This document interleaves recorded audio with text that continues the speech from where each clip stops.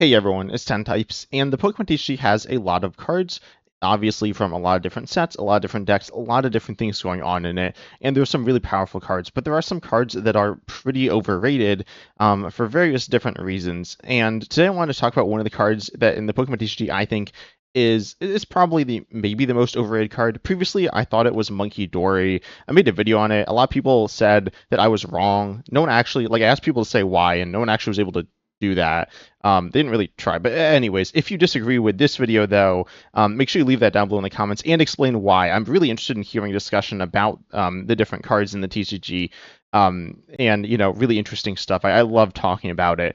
But anyways, I don't think it is actually Monkey Dory. At first I did. I was looking through cards and Monkey Dory sees a lot of play, and it's a good card. However, the card that we're looking at today does not see as much play as Monkey Dory or a lot of different cards. It doesn't see that much play, but I think it sees more play than it should.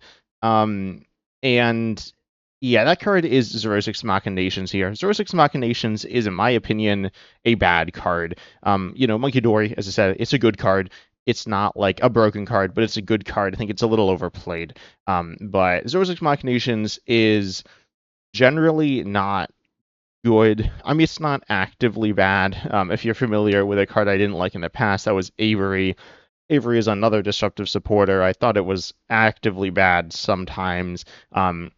But ultimately it has like some upside. But no, Xerosic Machinations is essentially never actively bad. What it says is your opponent discards cards from their hand until they have 3 cards in their hand. I mean, theoretically, it could be actively bad, allowing your opponent to thin cards from their hand, which could matter, but probably won't matter very much. And theoretically, it could synergize with discard stuff. Like if you're hitting Gardevoir EX, you could discard their Psychic Energies or something like that. That you can always like not play. You don't know what's actually in their hand, and this is actually somewhat similar to another supporter card, Airy. I think these are the most similar, the best comparison, I guess, which says your opponent reveals their hand and you discard up to 2 item cards you find there. Airy, you actually get to look at your opponent's hand. Xerosic Machinations, you don't, but they are somewhat similar here. And by the way, this card's not played that much. It's played in some like decks, some competitive decks, and oh wow, this is not standard. Yeah, it's not played in that many, but I've seen it more than I think I should, especially on ladder. This is more so for um average play, say on Pokemon TCG Live's ranked ladder or something like that. This is aimed at the average viewer as opposed to someone in like a high level tournament or something like that. I will say this card does potentially help close out games faster in games that are going to time out. That's not something that I mean, in Pokemon TCG Live, that's not something that should really ever matter. Yes, generally a faster game. You don't want your game to be hitting the time limit, but Six Machinations, again, it isn't going to be like changing things all that much here. But the main card, the main deck that this is actually really useful, which I will admit is like there is something to it. It is very good against Alakazam because of course it shrinks your opponent's hand size down a lot. And Alakazam, if you're not familiar, where is it? It's here, the 10th most played deck in the game. It does damage. Oh, that did not load at all. It does damage. Based on cards in the Alakazam player's hand. So if you shrink their hand down a bunch, then it will reduce their damage by a lot. And yeah, Xerosic Machinations, if you're like, okay, I'm really struggling against Alakazam, I want to counter to it, then yeah, Alakazam's okay. I will mention that what it does, I said it does damage, it actually places damage counters, and this matters because you could counter it with Mist Energy. Mist Energy can be countered by Enhanced Hammer, which is in Alakazam decks to some extent. I think I looked right before this video, at least in like regional tournaments, essentially in the new format here, looking at IRL tournaments in Limitless, and it's played as it's an average of 1.3 copies in a deck, and it's in 90% of decks, so it's in a bunch of decks here. Again, this deck's not played that much. Looking at like bigger tournaments, it's played less than 1% share wise. I think it's actually points, but that's pretty similar to plays there. Waiting a deck being good more there. But anyways, in like what I describe as regular play, play limitless reflects that pretty well, and it's less than 3%. 3% is like something, but even if you're seeing it a lot, seeing it 5, maybe even 10% of the time, it's still not something you should be worried about that much. And also, the deck's just not that good. Of course, you could have a bad matchup. I did want to acknowledge that at the beginning of this video. I actually made a post asking people what their thoughts were on this card, and actually at the time, according only one person responded to that, and they said it's really good against Alexam, which it is. But again, Alexam isn't like that big of a deal, so I wouldn't really put it into decks much for that reason. That being said, it's also not an auto win there. The Alexam player could get out of it theoretically, but it's quite strong there. That being said, other cards like Iono, which is played in, I want to say most decks, it's like one of the best cards in the game, right? It's putting your opponent down to, it could be putting him down to 6. 6 is normally like you're not putting your opponent down to 6 normally. They probably have less cards in hand than that. But Alex Dam again getting to a ton of cards here. Yes, putting them down to 6 versus putting them down to 3. 3 is better, and also discarding their cards is better there. But I know it's still going to be pretty rough for Alexam players. Same thing with Judge, putting them down to 4. And Judge draws you cards, and Iono also draws you cards. Iono draws you more cards, but Judge is still a good card. Which out of a, oh yeah, it has, no, okay, it has a G regulation mark. Wait, which is the same as Iono. Anyways, I'm getting sidetracked here. Iono is very good. And 4 Ionos is going to be bad for Alakazam. So again, there are like other ways to play around it. And that's true in general. If there's another deck that wants just a huge hand size to do something else, I guess like an expanded, or not expanded, in the trainer trial, if your opponent's playing unknown hands, Xerosic Machinations will be really bad for them. I know will still be pretty bad for them, unless they're playing Milotic, in which case neither of them actually do anything. But anyways, Xerosic Machinations is okay for those use cases. It is going to be better than, I'll just say Iono. Iono is obviously a very good card. But in every other situation, Iono is going to be better. Xerosic Machinations isn't really going to do anything in those matchups. Or I guess it'll like do something. But Iono is a little weaker in terms of disruption, but in terms of draw, Iono is obviously way better. It's one of the best draw supports in the game. It's not the best, but it's quite good. So long story short, Xerosic Machinations, hand disruption against the decks that it like really messes with is bad, but there are other ways that are pretty or it's bad for your opponent, but there are other ways that are also bad for your opponent there. And then looking at other decks, yeah, some decks like to get big cards, big hand sizes, a lot of cards in their hand, but I was recently playing with Box, actually a little bit, of a different list, not quite this one here, actually very different than this one, not running Ogre Pond, but the Box deck, I ended up with like 10 cards in my hand, and I hit him with Mega Absol EX, and I was like, oh, they have Xerosic Machinations in their hand. When I say hit him with Absol EX, I meant, Claw of Darkness. I look at their hand, discard a card I find there, and I was like, I could get rid of Xerosic Machinations, and their hand was like kind of mediocre. There wasn't like another supporter to get rid of. I think I ended up getting rid of like a super mod or something. I don't know. I was in a pretty good position, but I was like, yeah, they're going to Xerosic Machinations me, and that's like actually fine. Yes, 10 cards in hand going down to 3 seems bad, but it wasn't really that bad, right? Because most of your cards are only good at certain points in the game, and most decks play a good chunk of recovery to get the cards back. Nothing absurd, but even a couple copies of Night Stretcher should be enough to get the cards when you need.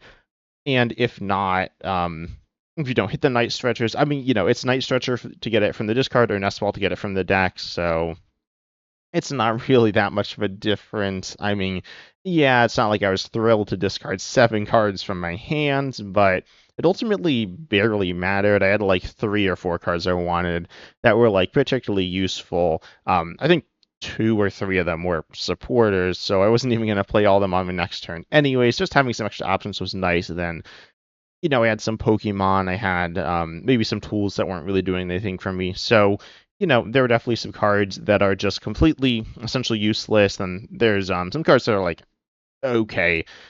But for the most part, most hands aren't going to have more than 5 cards that are like super important. Honestly, most hands have like somewhere between 1 and 3 cards that are super important. So Xerosic Machinations is almost never gonna remove important resources from your opponent's hand, unlike Airy, which could. Honestly, I don't think Airy is like super good either. I think it's gonna be a bit better. But if you want to pair it with like Mega Absol as well, Mega Absol EX is aimed at discarding your opponent's best card. Obviously, you choose any card you want to get rid of the best one. for them, but that's not always enough. So if you have more hand disruption, then it could be better. Obviously, something like Iono is going to be good for that. Iono could get rid of good cards from your opponent's hand, but they get new cards as well. I guess it does get rid of all the good cards from your opponent's hand, but Iono, Judge, they might put your opponent into another strong hand where they have a bunch of good cards that are like, draw supporters is the main thing I'm talking about there, where they can just get bailed out of a pretty small hand there, or Pheasant Dipty EX, or some out to Pheasant Dipty EX, or something like that. So you need some extra discard, but Xerosic Machinations isn't going to get rid of any of their other good cards because your opponent's going to keep them all. I will say one exception is going to be Ultra Ball. Ultra Ball is a card that is good, obviously, and it's also a card that discards two of the cards from your hand. So if you have to Ultra Ball and your hand's really small, you're getting rid of everything, right? You're pretty much getting rid of everything from your hand if you have to Ultra Ball there. I was going to say you're getting rid of good stuff, but it doesn't really matter. It's all gone. So it can be bad for your opponent if you Xerosic Machinations them when they have like a moderate-sized hand, kind of relying on Ultra Ball, but it's still probably not the end of the world for them. But I did want to mention that. But again, if you're using this instead of Iono or Judge or something, those cards are drawing you cards. Xerosic Machinations isn't getting you anywhere in the early game. Getting a Xerosic Machinations instead of an Iono is really bad, right? Iono is going to be something that actually lets you set up and play the game. Xerosic Machinations doesn't do any of that. Does it hurt your opponent? No, it's probably not going to hurt them in terms of their setup. Maybe a little bit, but it's not going to make them get rid of their Iono or their Lilies or their Precious Trolley or Nest Ball or Arven, unless they have a bunch of those already, in which case getting rid of them doesn't really matter too much for them. Again, it's not like every deck's sitting here filled with bad cards or anything like that, but losing a few cards from your hand, losing the worst handful of cards from your hand is generally going to be fine. You have some level of redundancy, recovery, search, etc. You should be fine there. And then in the late game, your opponent might need Boss to win, want a supporter to draw, and if they're Iono down to a low hand, and then use those Machinations the next turn, it doesn't do anything, right? They aren't discarding anything there. And if they have a big hand, well, they only need a few specific cards anyways, so again, it's going to be pretty niche there. And if it's like the mid-game, and you're in like a bit of a stalemate, Xerosic Machinations can be good. I will say, I mentioned earlier that you can make games shorter. Specifically, I looked here, and we see a Snorlax. Wait, where is it? Snorlax. Snorlax is a deck where you're going to end up with long situations where not much is happening. Both players are just kind of passing. Then your opponent might be able to recycle their deck using Iono or something like that, extending the game by 30 turns or something, versus Xerosic Machinations will essentially stop that.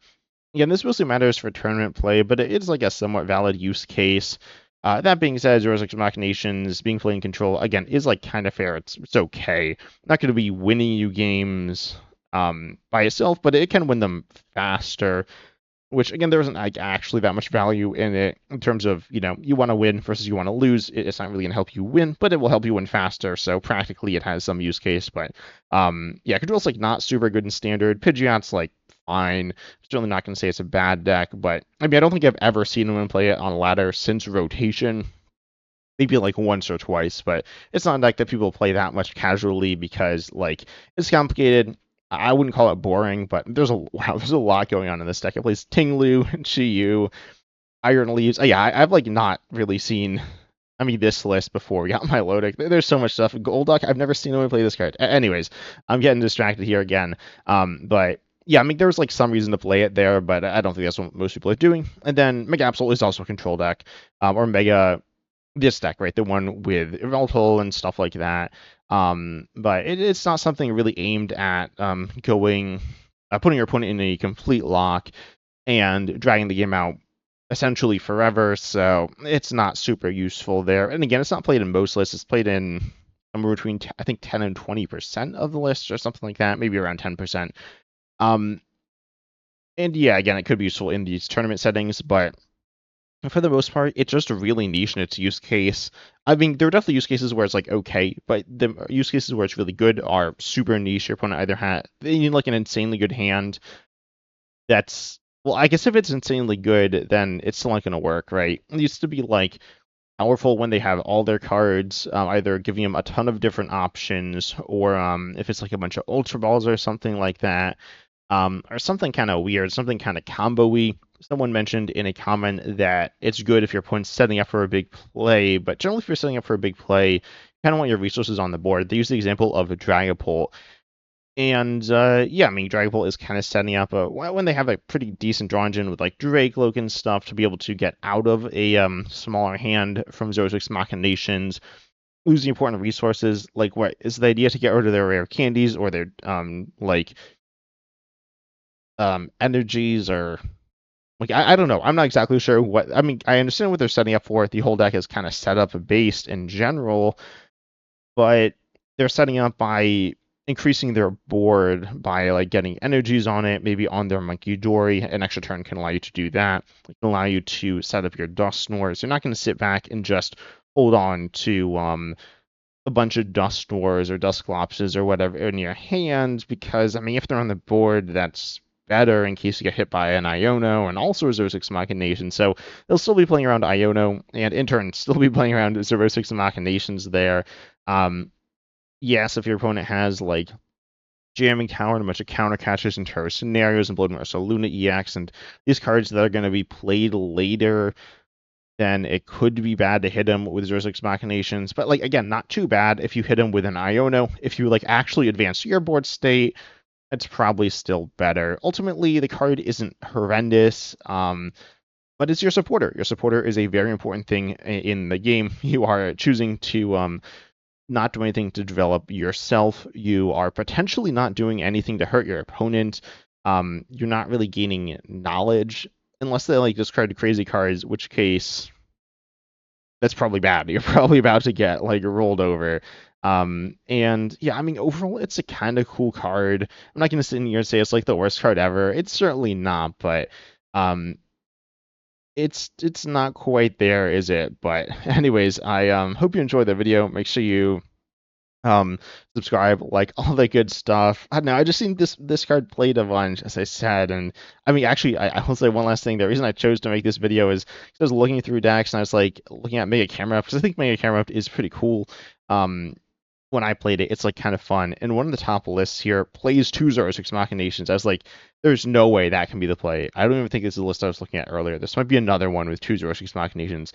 It's like, why are there two Xerosic Machinations? Maybe there's some reason here. Like you have to be playing two caps of Xerosic Machinations or something like that. But yeah, the card has some value, but it's very niche. But tell me down below in the comment section if there was something that I forgot about, or you think that I'm just underrating it in certain situations. But I hope you enjoyed. As I said, make sure you like, subscribe, hit the bell, all that good stuff. And as I was excited, see you in the next video.